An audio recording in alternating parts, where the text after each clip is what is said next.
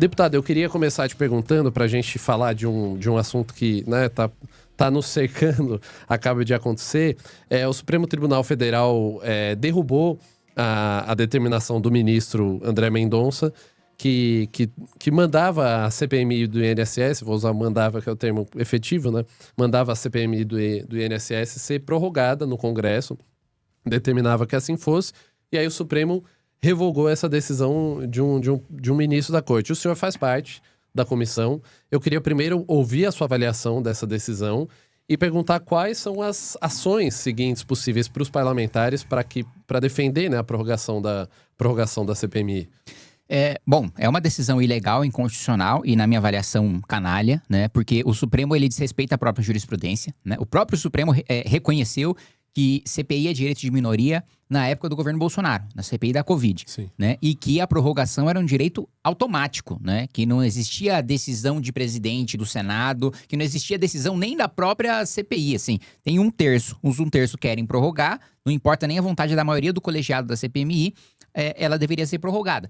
Então, os ministros trataram de coisas que não têm nenhuma relação com a lei que trata sobre a prorrogação de CPI, né? Então, o ministro Alexandre de Moraes, por exemplo, falou...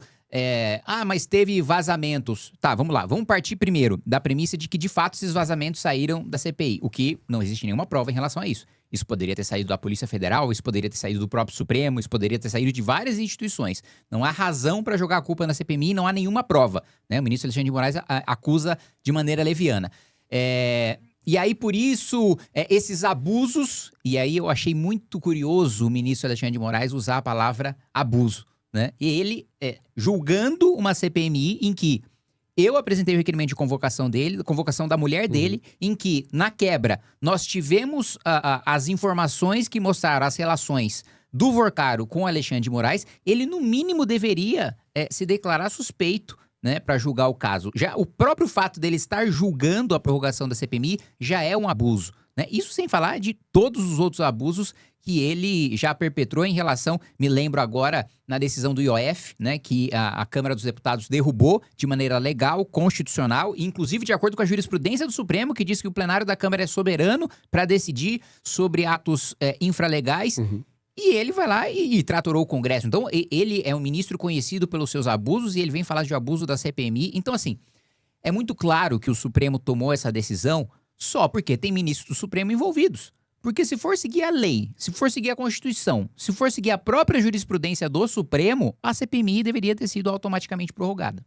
Perfeito, deputado. Agora eu queria voltar alguns anos no tempo, antes da gente retomar a discussão de temas atuais da política. Vou te fazer uma pergunta que eu também fiz ao Renan Santos, presidente do seu partido Missão, quando ele esteve aqui. O processo histórico que gesta o Movimento Brasil Livre, ele começa ali em 2013, com a mobilização da classe média em protestos contra um sistema que era entendido como corrupto, ineficaz. Depois você tem as operações contra a corrupção, o impeachment da então presidente Dilma Rousseff e a popularização do pensamento conservador. Alguns anos depois... no ano em que nós estamos, 2026, o presidente da República, Luiz Inácio Lula da Silva, é um político distante desse espírito do tempo, dessas transformações que ocorreram. O senhor avalia que esse processo histórico se rompeu em algum momento e por quê? Se rompeu no governo de Jair Bolsonaro, né? O Bolsonaro, ele indevidamente tomou os créditos pelo impeachment. Todo o processo histórico do impeachment levaria a uma liderança de direita, né, antissistema, né, fora do desenho PSDB-PT, para ascender ao poder e para matar essa polarização entre PSDB e PT, e o PT estava absolutamente destruído, e era para ele ter permanecido destruído se não fosse Bolsonaro reviver, né? Bolsonaro primeiro. Isso os próprios ministros e os próprios senadores e deputados bolsonaristas falam, né? Muito poucos publicamente, mas todos nos bastidores, né?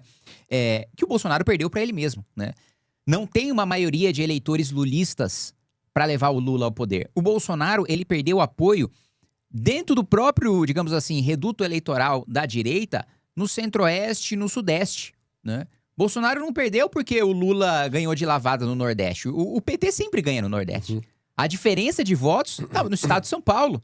Sim. No estado de São Paulo, o Jair Bolsonaro teve milhões de votos a menos. Por quê? Porque ele traiu as suas próprias promessas de campanha de sustentar o enfrentamento à corrupção. Porque se ele tivesse assim, o primeiro ponto que a gente sempre fala, fica até cansativo de tanto que a gente bate nisso, mas é tão importante que não dá pra não falar, a nomeação de um petista para a Procuradoria-Geral da República, que acabou não só com a Lava Jato, ele acabou com todas as operações contra a corrupção no país, ele proibiu o modelo de força-tarefa da Lava Jato. Nomeação do Bolsonaro. Tinha milhares de outros quadros do Ministério Público para ele nomear, que não fossem garantistas, que não fossem amigos íntimos de José Dirceu, que não fossem acabar com a Lava Jato. Cássio Nunes para o Supremo, tinha milhares de juristas qualificados, conservadores. Eu me lembro até na época que se ventilou o nome do Ives Gandra, alguém muito mais alinhado com a pauta da direita do que... O Cássio Nunes, ele é digamos assim, um ministro do Centrão, né? Ele não tem... Primeiro que ele não tem jurisprudência, uma atuação jurídica que o elevasse ao cargo de ministro supremo, ainda mais um alinhamento com a necessidade da direita de colocar um freio em abusos do Supremo naquela época cometidos contra o direito do parlamento de legislar, mas também, em algumas ocasiões, em relação ao executivo, né? E ele, no final das contas, acaba sendo refém de uma situação que ele próprio criou, né? O monstro do Supremo que a gente vê hoje, com superpoderes e com abusos muito maiores, vem do Bolsonaro. Porque se ele tivesse feito indicações diferentes para o Supremo, se ele tivesse indicado um PGR diferente, se ele não tivesse feito acordo com o Toffoli para suspender o processo do Flávio Bolsonaro, acordo com o Gilmar Mendes para suspender o processo do Flávio Bolsonaro, em troca dele ter vetado o fim das decisões monocráticas que a gente aprovou ainda em 2019, salvo engano, no Congresso Nacional, tudo isso que a gente está vendo hoje não estaria acontecendo. Vários abusos ocorrem por decisões monocráticas e tudo isso matou o espírito. As pessoas que estavam motivadas, que queriam fazer uma verdadeira revolução nesse país e matar de vez a antiga classe política que dominou o nosso país desde a redemocratização, essas pessoas ficaram desanimadas porque falaram, pô, todo o nosso esforço foi para isso? Foi para esse governo? Foi para esse presidente que pegou a nossa esperança e jogou no lixo? Então, na minha avaliação, o Lula hoje é presidente em razão do governo Bolsonaro, da figura do Bolsonaro ter sequestrado a agenda de enfrentamento à corrupção. E nós temos um contexto agora, deputado, em que há o caso Master, né? A própria CPMI do INSS tem investigações relacionadas a isso, o escândalo do INSS, efetivamente. E esses dois escândalos simultâneos, eles revelam uma teia ampla de relações ali que vão do Congresso ao STF, como o senhor mesmo mencionou na primeira resposta. Por que agora o senhor avalia, deputado, que não se reproduz um mesmo contexto de mobilização popular, de uma mobilização popular mais ampla, como houve no período Lava Jato, impeachment da ex-presidente Dilma Rousseff, no contexto atual? Eu acho que primeiro porque as pessoas estão desesperançosas, né? As pessoas estão decepcionadas de ter gasto tanta energia na época do impeachment para terminar no governo Bolsonaro e o governo Bolsonaro decepcionar, que isso faz com que muitas pessoas não acreditem que se mobilizar dá certo. Resulta em alguma coisa. E resulta, né? A gente está, de fato, numa perspectiva muito desanimadora hoje e no governo Lula de uma maneira geral, na perspectiva da direita, mas não existe nenhuma realidade que não mude. Não existe nenhum poder que seja perpétuo, né? E as realidades sempre mudaram, ou historicamente mudaram em regra, no mundo com grandes mobilizações populares, né? Mas as pessoas estão com uma percepção errada de que se mobilizar não adianta em nada, estão desesperançosas. Mas obviamente que eu entendo esse sentimento, porque é frustrante, de fato, né? Outro ponto, acho que tem pessoas com medo, né? Com medo de retaliações do Supremo Tribunal Federal, de responder a processos, de perseguições.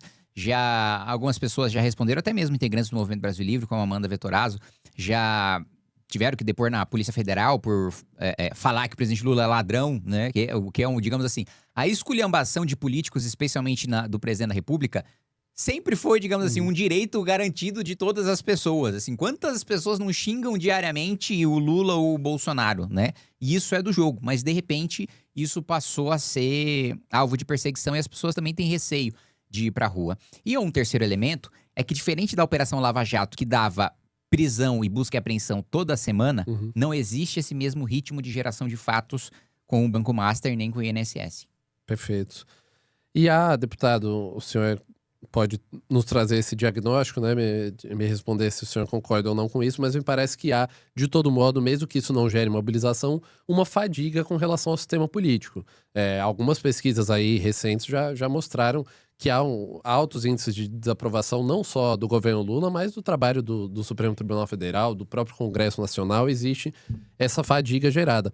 Os senhores acreditam, e aí eu te pergunto também como uma das lideranças do seu partido, agora inclusive liderança na Câmara do Partido Missão, há a crença de que essa fadiga do sistema político pode ser catalisada por esse partido, por ele se associar de alguma maneira a esse discurso de rejeição aos modelos que estão aí, às forças políticas mais tradicionais? Eu acho que a missão ela não catalisa um discurso de fadiga contra o sistema, porque catalisar parte da premissa de aumentar, né, de amplificar. Não precisa amplificar, a fadiga já é grande o suficiente, ela só precisa ser representada. As pessoas estão cansadas, as pessoas querem derrubar a maioria esmagadora da classe política, e com razão, na minha avaliação. Você colocou que tem rejeição contra o Lula, tem rejeição contra o Supremo, tem rejeição contra o Congresso. E eu digo para as pessoas, olha, a avaliação que vocês fazem do Congresso é errada, porque ela ainda é generosa demais. Eu que tô lá todo dia, acho o Congresso muito pior do que a população acha. E olha que a população já tem o quê? 80 e poucos % de rejeição no Congresso Nacional. Eu que tô todos os dias, vejo os absurdos das coisas mais pequenas de descumprimento de regimento, as coisas maiores de ver projetos, medidas que claramente beneficiam alguns grupos de interesse, sendo vendido com um discurso populista. Exemplo, o Vale Gás recentemente, né? O governo poderia, já existia um sistema em que o governo dava o dinheiro para a pessoa e a pessoa comprava o seu gás, né? E aí, eles mudam o programa para o governo fazer a entrega de gás. Isso, obviamente, atende o lobby da distribuidora, né? Qual que é o aumento de eficiência da política pública? De, em vez de eu dar o dinheiro para a pessoa e ela comprar do lugar que ela acha melhor, como ela acha mais fácil, eu ir lá contratar a distribuidora, comprar o gás para eu entregar para essa pessoa.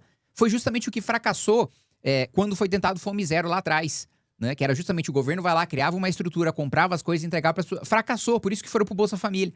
Aí eles insistem numa medida fracassada, sabendo que ela é fracassada, por quê? Para colocar dinheiro no bolso de empresário amigo do governo, né? Então, eu vejo e eu me indigno e vejo isso todos os dias, todas as semanas, e aí eu entendo que completamente, o meu sentimento, acho que até é maior do que o sentimento que a população tem, porque a minha vida é isso, né? A minha vida é ver essa desgraça todo dia de perto e ser derrotado todas as semanas. Então, eu não acho que a missão vai catalisar esse sentimento, eu acho que a missão vai representar esse sentimento, vai dar uma válvula de escape para essas pessoas, vai falar, olha, eu tô cansado de tudo e eu não sei o que fazer, e não tenho o que eu fazer. Agora tem.